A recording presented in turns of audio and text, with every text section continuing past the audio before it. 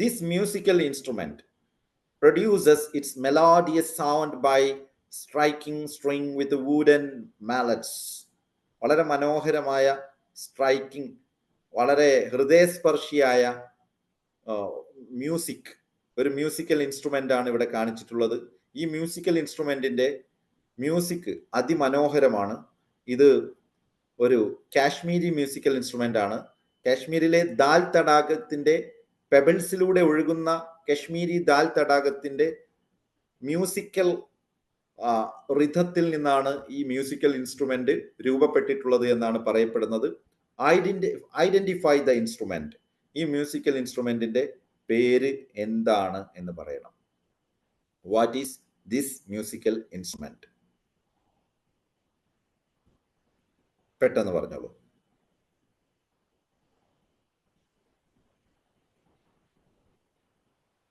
Sir, 1 second. Okay. So the correct answer is written by, I'm locking the answer. The correct answer is written by Aparnika. Yes, Aparnika, can you say the answer? Aparnika, can you say the answer? Sandur is the correct answer. Yes, correct answer is Sandur. Sandur ennalladana correct answer. Sandur ennanu. The correct answer is Sandur. The correct answer is Sandur. Sandur is the correct answer. Sandur is the correct answer. Okay. Sandur is the correct answer. Okay. Sandur is the correct answer. So Aparnika മാത്രമേ ഉള്ളൂ. Correct answer പറഞ്ഞത് അപർണിക മാത്രമാണ്. Okay. I'm moving to the next question. So then I would like to say something connected to this question. പ്രിയപ്പെട്ട students, my dear students, you have to notice or you have to find out all the very important musical instruments connected to our Indian tradition, especially connected to Indian tradition. നിങ്ങൾ നിർബന്ധമായും Indian പാരമ്പര്യവുമായി ബന്ധമുള്ള, Indian ഹെറിറ്റേജും കൾച്ചറുമായി ബന്ധപ്പെട്ട എല്ലാ musical ഇൻസ്ട്രുമെന്റ്സും പഠിക്കണം.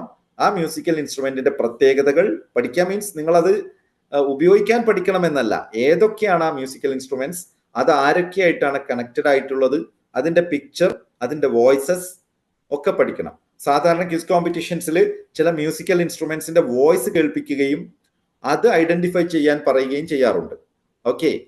So international quiz കോമ്പറ്റീഷൻസിലും Indian national quiz കോമ്പറ്റീഷൻസിലും Indian ഹെറിറ്റേജുമായി ബന്ധപ്പെട്ട മ്യൂസിക്കൽ ഇൻസ്ട്രുമെന്റ്സിന്റെ വോയിസസ് കേൾപ്പിക്കും, എന്നിട്ട് ഐഡന്റിഫൈ ചെയ്യാൻ പറയാറുണ്ട്. So find out or search the musical instruments connected to our heritage, our rich heritage, and the explanations, details of that musical instruments.